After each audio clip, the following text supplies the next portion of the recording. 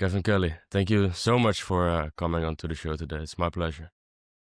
It's really my pleasure. I appreciate the invitation, and I'm looking forward to our conversation. Thank you. When you were younger, you traveled to Asia.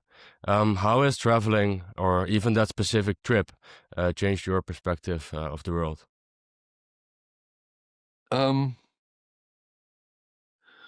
the first trip I made was when I was about 20 years old. Was my first trip outside the U.S.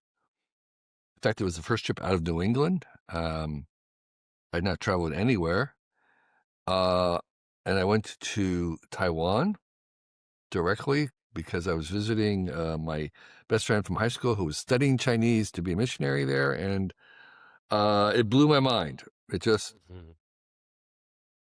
There was so many things about it that was different. It was like going to another planet, and it became and I realized that there were other places nearby, like Japan and the Philippines and Korea, and I started to go to those, and then the world was just opening up. I suddenly realized you could go anywhere. You didn't have to be invited, and that became my university. So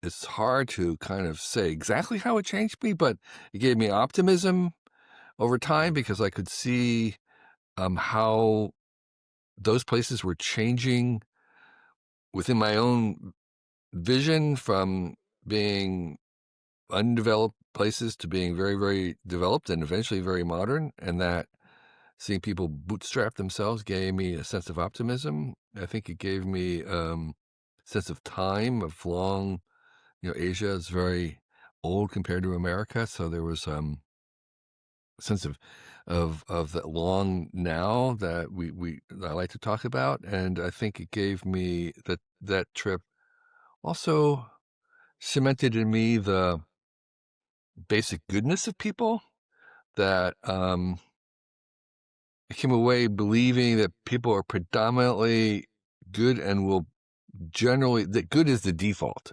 maybe is the way I would say it.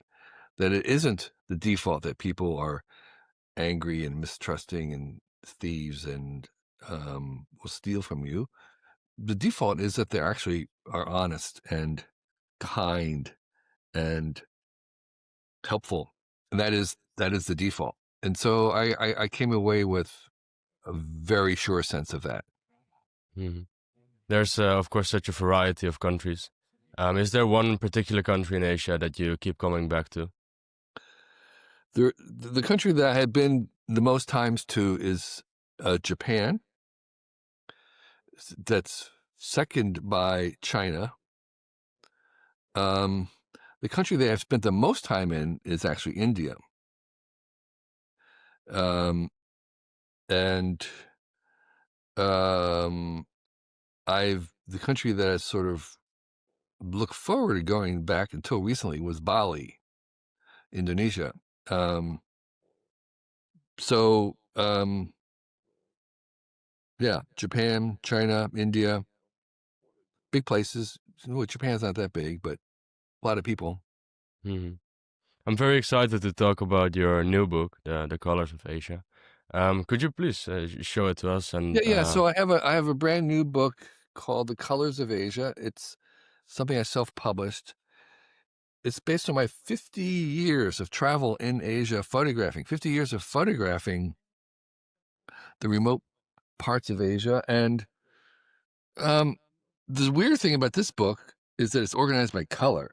So mm, all the similar colors are together, independent of what they are actually of. And so a lot of the pictures are of things that are disappearing, costumes, rituals, ways of doing things, architecture, ceremonies which are going away. And I've been photographing them for 50 years, trying to capture them. And instead of being organized by geography, this one's organized by color. So you have weird combinations and adjacencies, which are kind of good for your brain in terms of stimulating ideas and design possibilities. So it's kind of for designers, I think, and maybe for travelers who really enjoy Asia, because I do cover all 35 countries between Turkey and Japan, and in Siberia down to Indonesia, basically all the countries. And so I started with 300,000 images from there, and over 50 years, and there are 800 in this book, selected for their colorfulness. Hmm. There's some essays on the meaning of colors. Colors have a big meaning in Asia. So that's a book. Maybe there'll be a link for where I think it's going to be mostly on Amazon now. Hmm. Um, I had some in my own, but they're sold out. So I'll have a link for Amazon, and I limited the run to only 1,000 copies for my 1,000 true fans. Hmm. So if you're a true fan, you should grab a copy. Yes, there will also be a link in the description so people Yeah. can check it out. What has inspired you to write the book, and why did you decide to um to rearrange it in colors instead Yeah, of yeah. countries? Well, I have to say that there was no demand for it. Nobody was demanding that there be a book arranged by color in Asia. So it was simply because I noticed working with my images that I like to have them grouped by color. It just made me happy. And Hmm. I'd say, well, I'll just keep going and I'll make a whole book because it makes me happy. Maybe other people will find it happy. Maybe they won't. I don't know. But it makes me feel good. And so that's why I made the book for myself, as I have done all things, all my books, all my blog posts, even Wired magazine. We were making the magazine that that I wanted to read. So it was for me. Um, the books I'm writing are for me to figure out what I'm thinking. They're only secondarily for an audience. And my art is the same thing. I make it for me, and secondarily, if others enjoy it, I'm happy. Hmm. Yes, that reminds me of your quote, or at least it's my favorite piece of advice of you. You often say that don't aim to be the best, be the Yeah. only. Yeah. Today, more than ever, people seem to be a bit lost when it comes to purpose. Do you have a piece of advice for someone that doesn't know what they want to do or don't know where they're going? Yeah. And that's most people, and even myself when I was young. The advice to follow your bliss is really, really hard because most people don't know what their bliss is to follow. So my advice, which I've sort of arrived to late, is that you should master something, and it doesn't matter what it is. You should just become the very best you can at something, and it doesn't matter what it is, because that's just where you start. That's not where you're going to end. It's a platform to begin your crawl to where it is that you are really want to be, but you can't get there from zero. You have to kind of build up a position to start to migrate, and that position is based on the fact that you are very, very, very good at something. And it really doesn't matter what it is, as long as you become really, really good at it. And then once you're in that position and have some stability around that, you can begin to gradually drift in directions that are more you. But you can't sort of get more you without having that position. That's my conclusion. So I would say master something as a start, and might be a hobby that you really like. It might be woodworking. It might be cooking. It might be doing research. It doesn't matter. It's something that you feel that you could become a master of. Okay, so mastery first. Yeah. And again, it isn't going to be where you're not going to end up doing that all your life, but you start there. Hmm. You often mention the importance of taking time off, goofing off, as you Yeah. said.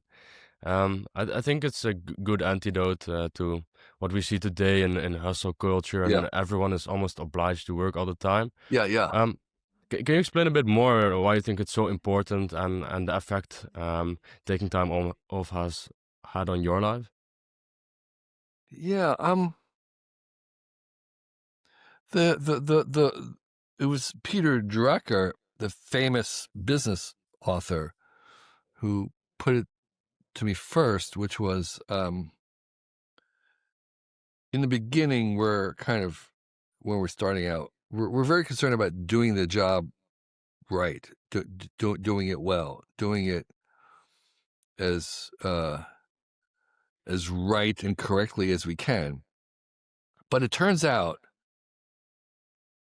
that it's much more important to be doing the right job. So even if you're spending a lot of time doing the thing that's not the right thing to do, it's a waste of time. And so doing the right job is oftentimes a much harder thing to figure out, what the right job is. But you want to be doing the right job. And if you're going to be spending all this time and doing it well, you want to make sure it needs to be done. And the time off, the time that you're not working, is where you kind of figure that out. It's very hard to figure that out while you're doing the job.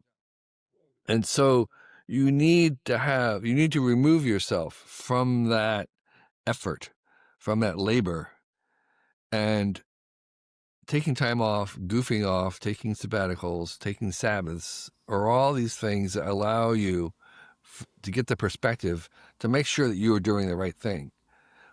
And the more you're kind of invested in something, the bigger your rest period or your gap or your Sabbath or your vacation needs to be.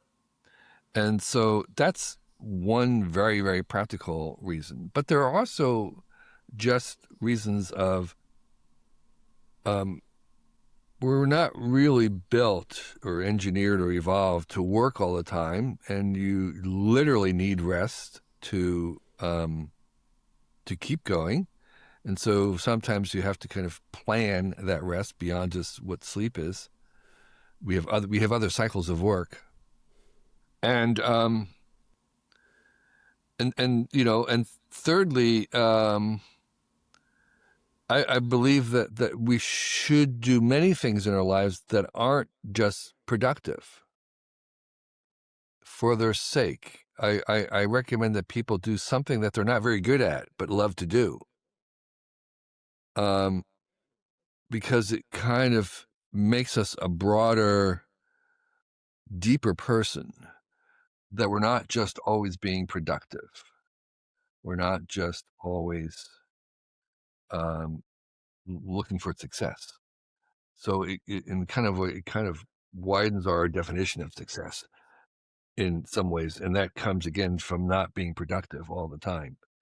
Produ- I think productivity and efficiency are way, and maximization, even optimization, are way overrated and overweighted. Um, so yeah, so those are the kinds of things. And then going back to your question about young people, there is another piece of advice for a young person starting out, which is a little bit more indirect, but it's in alignment with what I just said about vacations and goofing off. And that is, if you at all possible, and it's not possible for everybody, but if it's possible for you, um, take 6 months to a year when you're young to do something that has no possibility of success. It doesn't look like success. It doesn't look like it's productive. It looks like you are wasting time, but it's just doing something that you just love doing, that's maybe dangerous, that's maybe risky, that's sort of crazy, that is in some ways not does not resemble productivity. And that period of time, whatever you're doing there, whether it's traveling around, or whether it's you become a ski bum, or whether you decide to do art and you're making ceramics that nobody buys, it doesn't matter. that year or 6 months to a year and what you were doing will become a muse to you later on. You will come back to that period of time so many times as you become successful. It will have some seed of your success later on.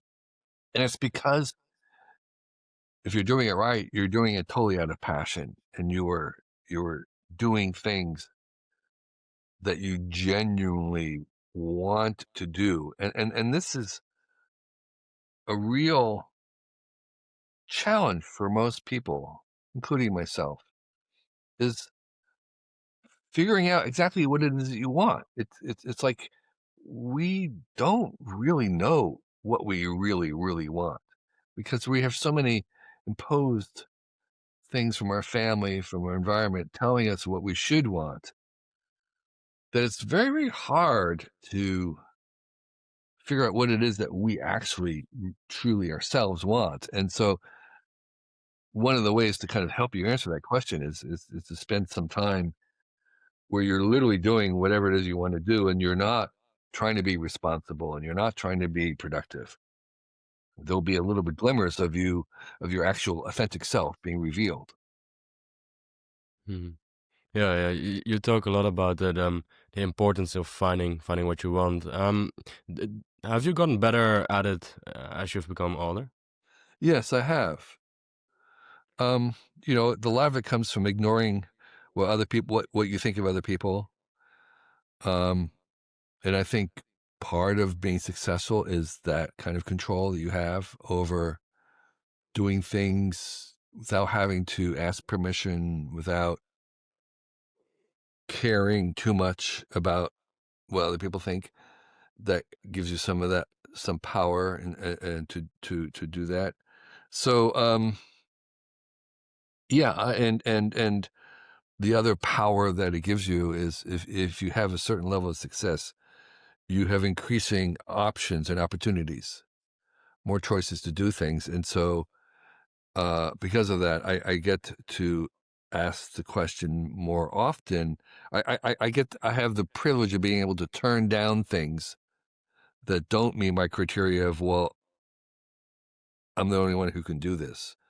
So I'm not going to do that one, which is maybe pay a lot of money and be something I would enjoy doing. And I would love to do it. It'd be fun, but I can imagine someone else doing it. So I'm not going to do it because I'm going to do the things that only I do. And that comes from having success and having the power of having multiple options and opportunities. So it Mhm. becomes easier as you get older. Yes, you just also mentioned that there are different cycles of work. You talk also a lot about you stress the importance of having deadlines. Hmm. How do you kind of in practice reconcile both taking time off and then also the work and having deadlines? Maybe a bit more in practice, like what for a viewer that just doesn't really yet understand these cycles. What can you recommend to them, and what does Yeah. it look like? Well, what I've observed with myself and the projects I've worked on and many people around is that you have this, you have like, first of all, there's sort of life passages, seasons, kind of like in the how old you are. Um, that's one series. My friend Stuart Brand taught me the idea that he said any worthwhile project that you have will last 5 years from the moment you first have the idea to the moment you stop thinking about it. And that's a good rule of thumb for a worthwhile project is 5 years. And so that um, suggests that in between projects you'll be in a different mode than you are when you're in a project mode.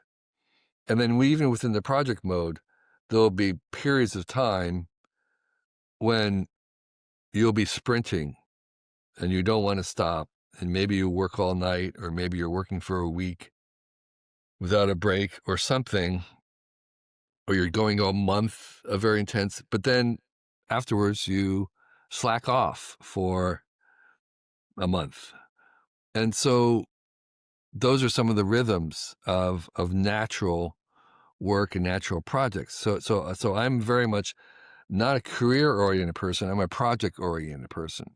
And I think, by the way, I think the tools and our economy are coming up to permit more people to have that approach where their life is a series of projects rather than a career with a particular company or even a particular occupation. And so some people call it the Hollywood model. Um, there was a piece on me recently calling it not the founder model, but the flounder model. And so the idea is that you or that you expect to go through a series of projects. That is, and with that in mind, you can schedule in a certain sense. You have deadlines, but you're scheduling the time off at the same time. It's part of the package that you expect to do. Is that I'm going to schedule this time off, even though I have a deadline. That's part of the schedule. Hmm. So would it then be fair to say that a very standardized, for everyone the same 40 hours work week is really kind of destructive for the creative processes we have? No, I can't say it's destructive, but I think that I've noticed that most people, when giving a chance, do not choose that. That's not a natural rhythm. And I think there are people who, work within that constraint. Constraints can be creative. There are people who can work within the constraints of a 40-hour week punching in and be very creative. So, but it's not what most people choose if they have a choice. And we're having more choices, and that's the whole point of technology, is to give us more choices. And so if you have the choice of how you arrange your time, most people aren't arranging it that way by choice.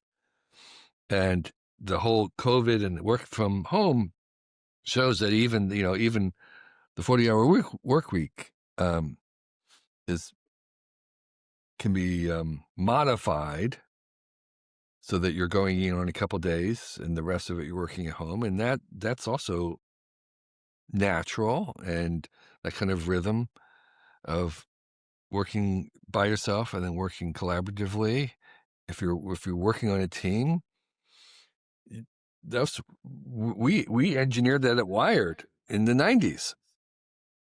I told people there's only two reasons to come into the office. It's to have meetings and to be interrupted. The work you should be doing at home. And so I said, I told people, I'm not going to come in until the afternoon. You can have a meeting. That's fine. You can have a meeting in the morning. That's fine, but I won't be there.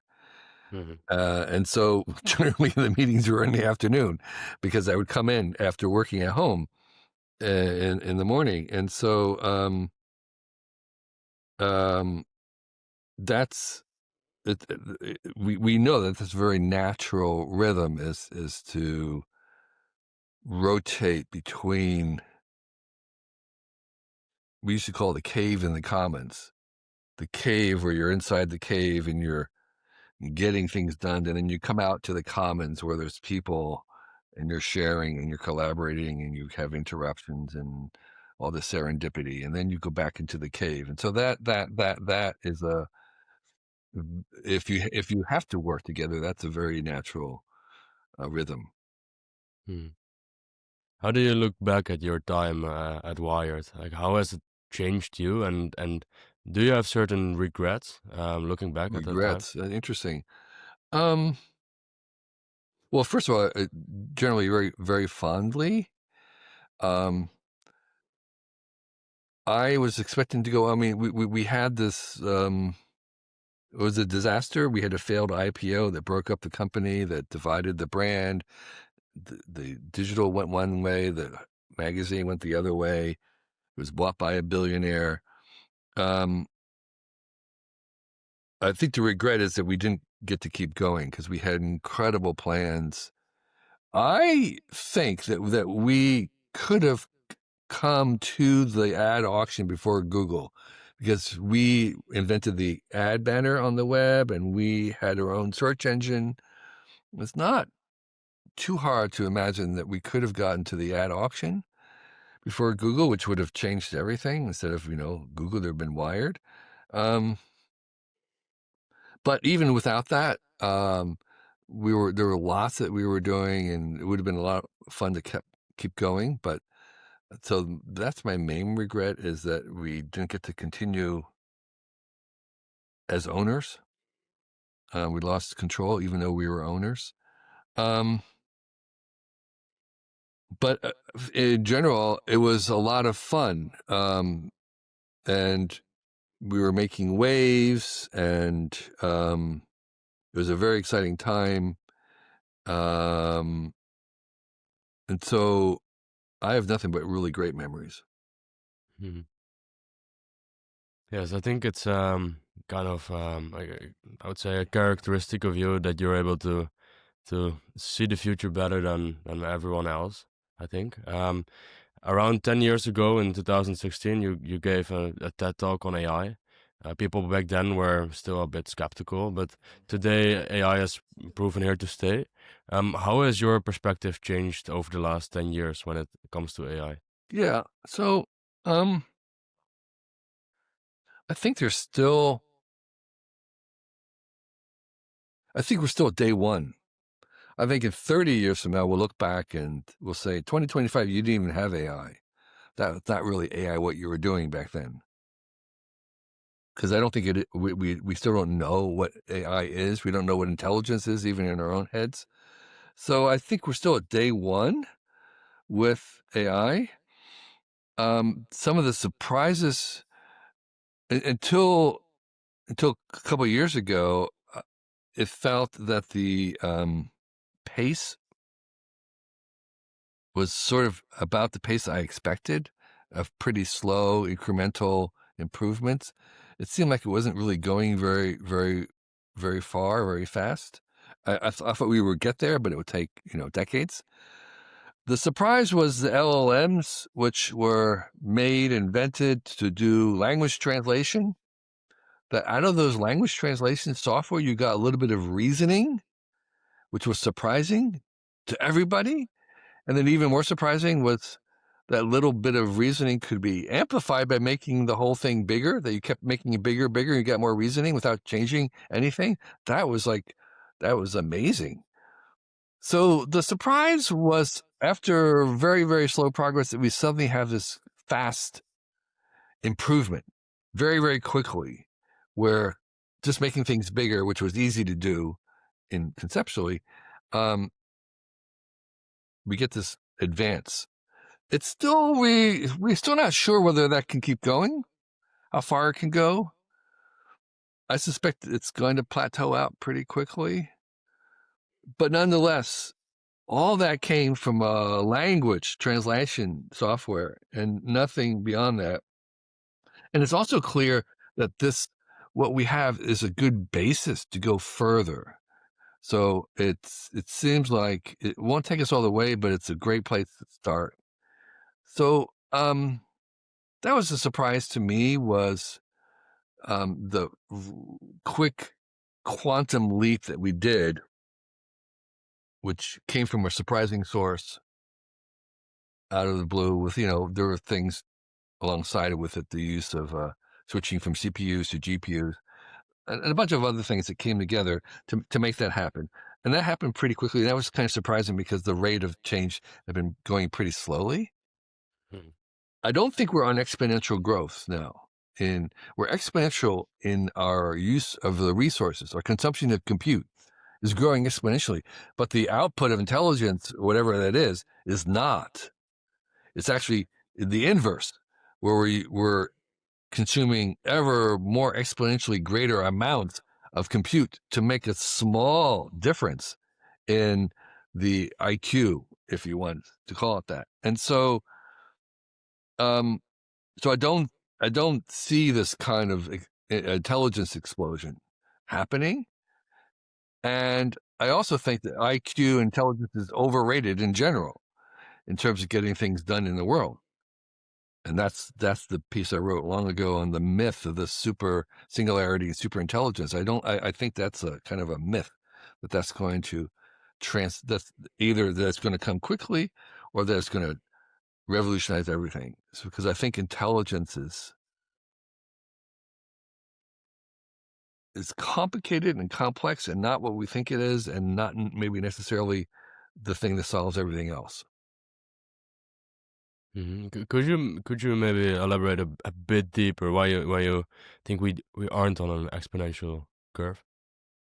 Well, if you look at the metrics, they're all the metrics we have are all related to human intelligence. We don't have any beyond human intelligence metrics. And all they're doing is they're showing how close we can come to human level, which is not changing. So they're kind of reaching human, and then they're not really going beyond it, in part because we don't even have a metric for what that is. We don't even know what that looks like. And and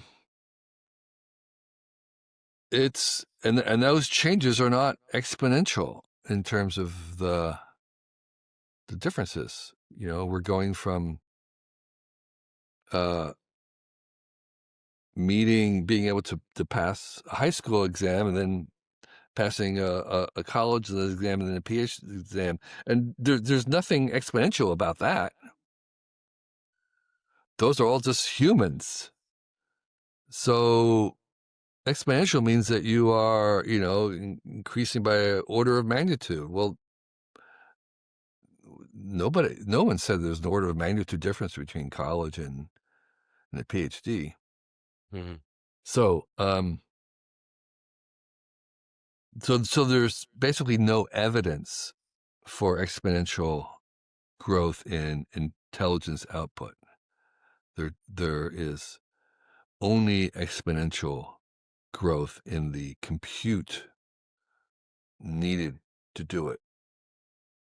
Do you think it will be ever will be possible to kind of measure intelligence beyond human level? Well, so one of the things that I argue against is this idea of a ladder, the idea that intelligence is like a ladder, and that there's only a single dimension. So no, I don't think we can. I think what it is the intelligence is a very high dimensional space, and that we kind of can move around in that space. But the idea that it's superior is superior is a single dimension, and that's just not. It's like if you have a high possibility space of organisms, is the whale superior to the dog? Is the dog superior to the whale? In that big space, that's a nonsensical question. And that's the thing about intelligence, is we have this idea that it's like decibel. It's louder and louder and louder, and it's not. It's a high dimensional space, and it's otherness. It's other kinds of thinking. It's intelligence is not an element. It's a compound of elemental types of cognition that are compounded in different brains, different ways. And we have a compound. Whales will have a different kind of compound. The AIs will have other compounds, and we'll compound them, engineer them to do different things, and they'll all have trade-offs. It's like you want one that's can do math, but it can't really do navigation as well as a navigation AI, which can't do math. And there'll be different kinds and different types in that high dimensional space. So I argue against this idea of general intelligence. I think you can make an average thing, like a Swiss Army knife, which is kind of like the average tool, but nobody uses a Swiss Army knife. Everybody has one, nobody uses it. And so you can make a general average intelligence, but it's really not going to be as useful as a specialized intelligence for whatever it is. And already we're seeing that in the large language models like OpenAI. They're actually made up of different, they call them experts, mixtures of experts. They actually have a math AI that only does math. And when you have your answer that is mathematical, it steers it, routes it. They have routers, and it routes it to that particular AI. So you have this compound already, and they're going to start to differentiate over time as they specialize in certain things and people begin to prefer them for certain jobs. And yeah, so that's my rant. Mhm. Yes. Yeah, you indeed you mentioned often that it's not a single AI, but there will always be multiple AI. According to you, what do most people that say there will only be one AI, what do they get wrong about it? Is it just the fact that intelligence is has so many varieties, or is there something different? Yeah, I think what we call intelligence it's like it's a compound. So it's like the mistake that people made at the beginning of the 18th century is that they thought water was an element. What did they get wrong? It's a compound made up of elements. They at that time, it actually took electricity to invent. When they had electricity, they could divide water into its elements. They saw that, it's actually composed of elements. So right now, people think of intelligence as an element, and it's not. It's a compound, like salt. Salt's not an element either. Turns out that it's also a compound. And so it's just going to take us a while of dealing with this because it's all new. We've never been able to generate intelligences before to research it. But now we have the tools like electricity to kind of parse what intelligence actually is, and by trying to make it artificial. And that's the nerd way. The nerd way is you investigate things by making an artificial copy of it. And so we'll learn more about the brain from AI than we had with hundreds of years of neurobiology as we try and replicate things that we do. We'll begin to understand them. And so I think most people, again, they have a very simplistic idea. They think water is an element, they think salt an element, and they think intelligence is an element. Mm. So we don't Yeah, have, what we don't have is we don't have a periodic table of cognition yet. That's what we're kind of working on is what would the periodic table of cognition look like? What are the basic elements? What are the elemental aspects of intelligence that are going to be recombined in many different ways? I agree with you on the fact that I think we're gonna learn a lot about the human brain Sure. because of artificial intelligence. I thought it was Richard Feynman who said that that which I cannot build, I don't understand. Right. And I think that's really very relevant if we want to create something. If we create something that is intelligent and that wants to mimic the human brain in a sense. In the past, you have said that you don't think people will lose their jobs because of AI. Do you still hold that position? Yes. There's still almost no evidence of people being fired for AI. There might be some evidence of people not being hired because of AI, but there's very, very, very few people who have been fired because of AI, who have lost their job. And it's really funny because if you ask almost anybody about AI displacement, they said, "Well, I can imagine, lots of people losing their job." But if you ask them, "Can you imagine AI doing your job?" Nobody, nobody thinks AI could do their job, no matter what job they're doing, which I think is weird, right? Everybody Mhm. thinks AI can take your job, but not my job because you know more about it. And so we just have no evidence of people losing jobs. Okay. And in the same talk you gave about AI, you also mentioned robots. We haven't yet seen maybe the robot revolution as we have seen it with AI for the past 2 3 years. Um, do you think having robots as an additional together with AI could maybe change that, or don't you Well, think so? well, I think I'm one of the people who believe that for the kind of practical AI that we want, the AIs need bodies. They have to be embodied at some point. It may be that we can take a mind that's been evolved or designed for a robot body and then move it out of the body. So that's possible. But I think embodiment is necessary for the kind of AI that we want, the AIs that we want. And so that's one thing, is to say that I think it's crucial to have that embodiment. And secondly, the reason why we don't have that embodiment right now, and which we don't, is because we have only one kind of cognition, one kind of AI, which is a very knowledge-based AI. Again, it goes back to this quantum leap where we had large language models. We have AI that have been trained on language, which is a description of reality. It's actually not reality.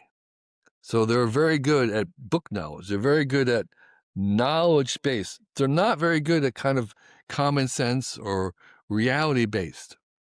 That's why the robots can't even work as well as most animals, which don't even have any kind of reasoning or very little reasoning. And so right now we're training the AIs that were most useful to us on language and book and knowledge rather than on real world. So there are people who have been trying to make large physics models and large chemical models and training them on the real world. And Tesla and the car companies have billions of hours of the real world, and that's closer to what would be needed. And so right now we're engaged in this kind of what I call spatial intelligence,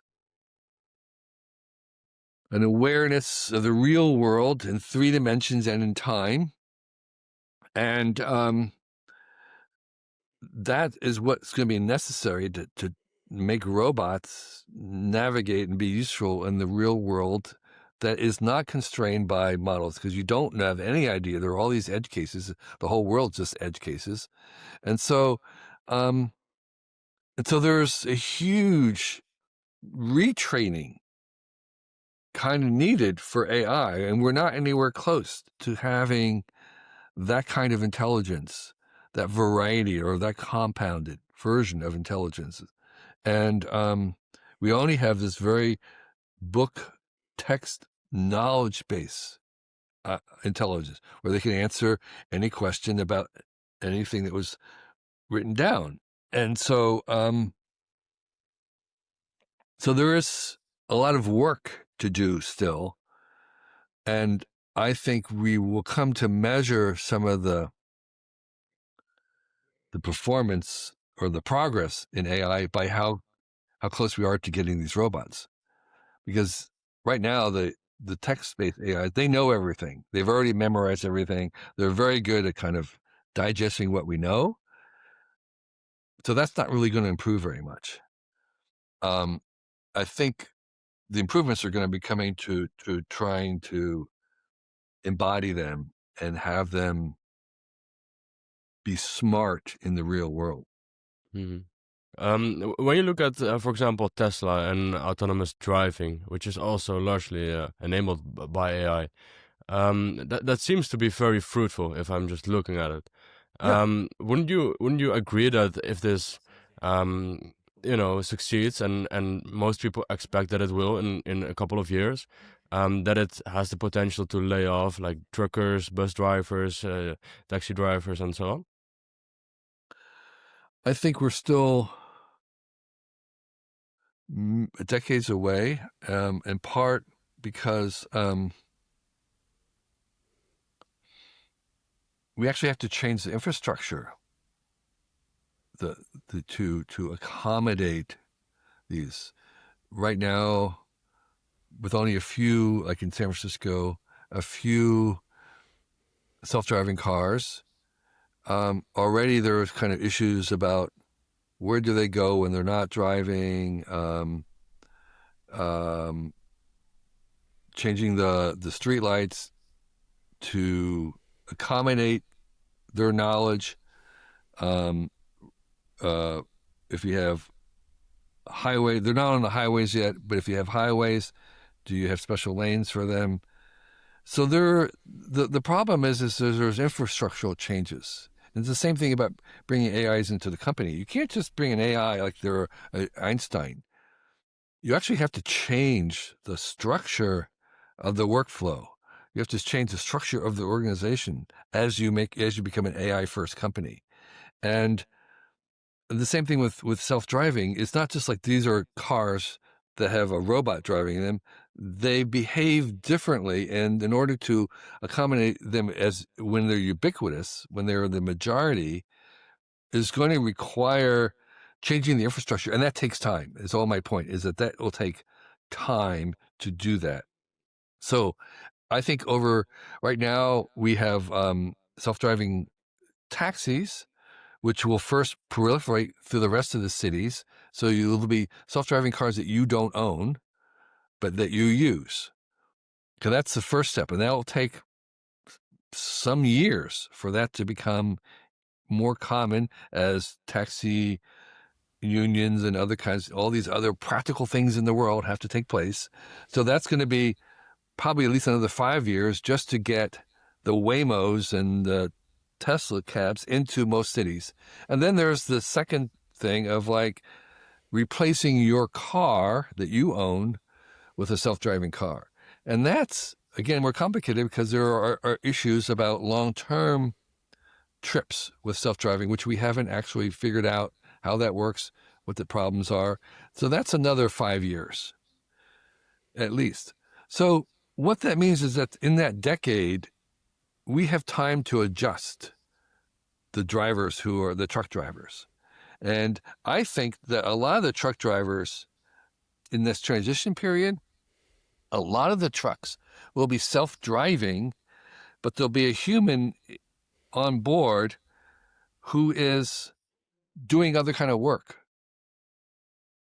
They're there, and they're there to handle things that come up, weird places where they can't navigate, but they're doing other kind of work, remote work, while they're in the cab. And so you have this kind of hybrid version where the robot is driving it most of the time. The human is at work on doing something else, and available to, solve the 1% of problems that the robot can't in the beginning. So again, there's a transition period for some of the drivers to stay on overseeing the robot drivers. So there'll be less hired for sure. All I'm saying is that I think we can imagine ways to manage that transition away from it. So yes, there will be in 10 years or 20 years, much fewer human drivers, but I think we have a way to make that transition smooth. Okay. Do you think there are specific jobs that are kind of maybe immune or are very, very hard to replace by AI and robots? Yeah. Um, I think a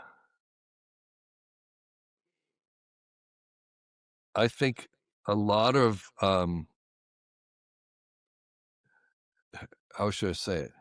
A lot of them, and will pay a lot of money. So I think as humans, one of the most valuable things that another human can do is be human.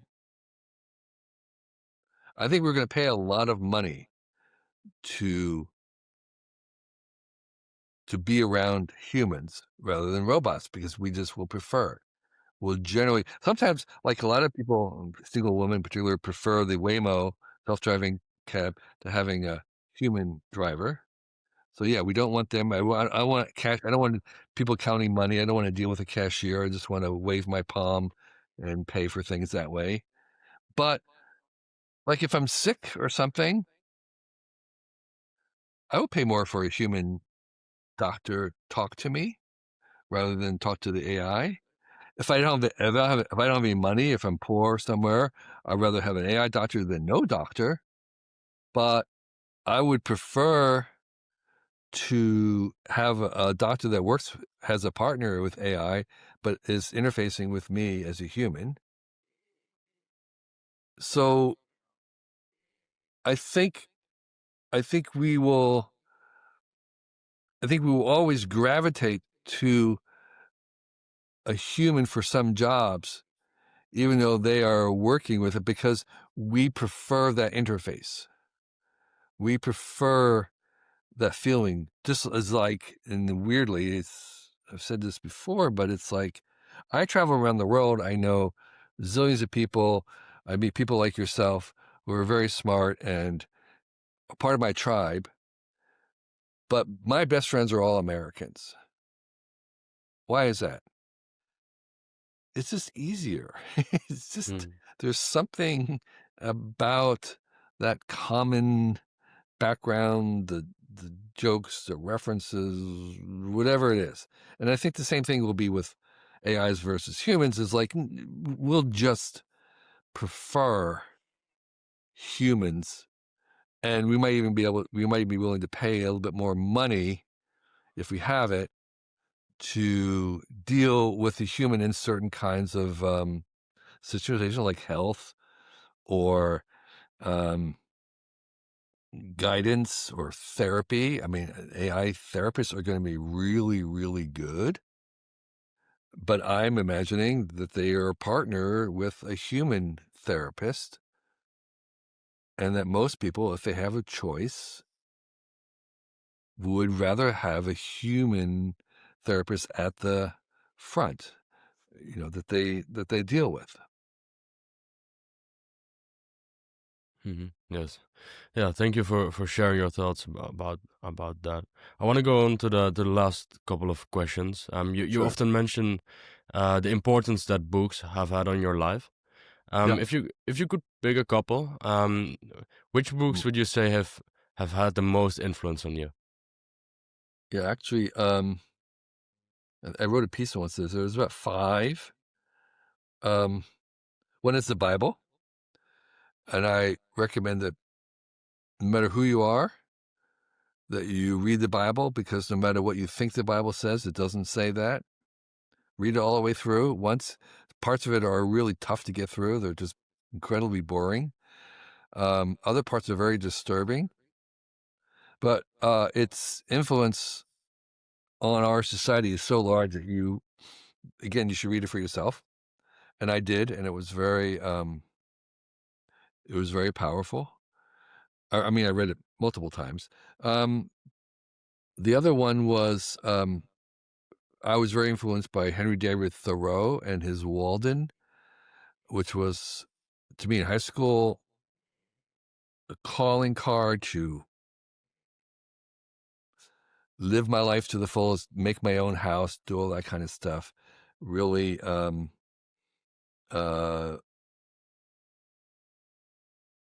explore, do it yourself kind of a world, which later on came the Whole Earth Catalog, which was probably the most influential book all my life, and giving me permission to have an alternative career or not non-career. And there was many examples, both they gave the tools, here's other books to read, and they also gave role models of people who were doing remarkable things with their lives in outside of getting a job at a company. And so that was probably the most influential book. And then I think the fourth or fifth, I can't remember, lost count, is a book called Finite and Infinite Games by James Carse. And this book became very influential on me later on, which was the idea that there's two kinds of games in the world. There's games where you the typical game, like a sports game, board game, where you have winners and losers. There are rules, and everybody plays fair by adhering to the rules. You don't change the rules, and the game ends at some point. And then infinite games are a different sort of thing, where you don't play the game to win. You play the game to see if you can keep the game going. So it's completely open-ended. There aren't winners. You win by extending the game and keep it going forever. And you keep things going by changing the rules as you go along. And so that's, and that, if at all possible, in the rest of my life, I always was looking for infinite games rather than finite games. You want to play the infinite games. So those are some of the books that were very influential. Is it? I haven't read the book yet, but is it fair to say that life itself could be seen as an infinite game? That's how the book ends. The book ends with this remarkable statement that there's only one infinite game. Basically, all the other infinite games are just little subsets of the one infinite game, which is life. Hmm. I want to end again with your book, your new book, The Colors of Asia. Is there one takeaway or one specific thing that you would like the readers to get from that book? Yeah. So this book, there's not a lot of text in it, just mostly captions and things. There are some essays on the meaning of colors. I think maybe the meta. Well, first of all, this is just a happy book that if you're interested in sort of interesting design solutions to the common problems of dress, architecture, ceremony, there's a lot of inspiration here for you. Conceptually, I think the larger message is about paying attention to things. It's this idea that almost anything can become this biggest. I mean, it's this idea of, like, paying attention to a grain of sand and seeing the universe in it. That's actually kind of literally true, where you you can take almost anything, and if you really pay attention to it, you can see the world in it. You can make a world out of it. It can become the source of so many answers. And so it's this idea of finding things that people aren't paying attention to and paying attention to them. And you can make a career. There's an infinite number of careers available to someone paying attention to something that most people are ignoring. And so it's we're just, in our own lives, we just cannot pay attention to everything, so we ignore so much of it, and that becomes habitual, and many other people ignore it. But if you're willing to pay attention to it, it can become an incredible source of joy and even a career. And Awesome. colors here is just one tiny example of that. hmm Okay. Again, the link will be in the description, and I'm very curious to read it and looking forward Yeah. to reading it. Kevin Kelly, thank you so much for coming on to the show today. I really appreciated our conversation, and I've learned a lot, and I think the audience did so as well. Well, thank you so much. It was fun. I enjoyed your spirit, and I had a great time. So thank you for having me.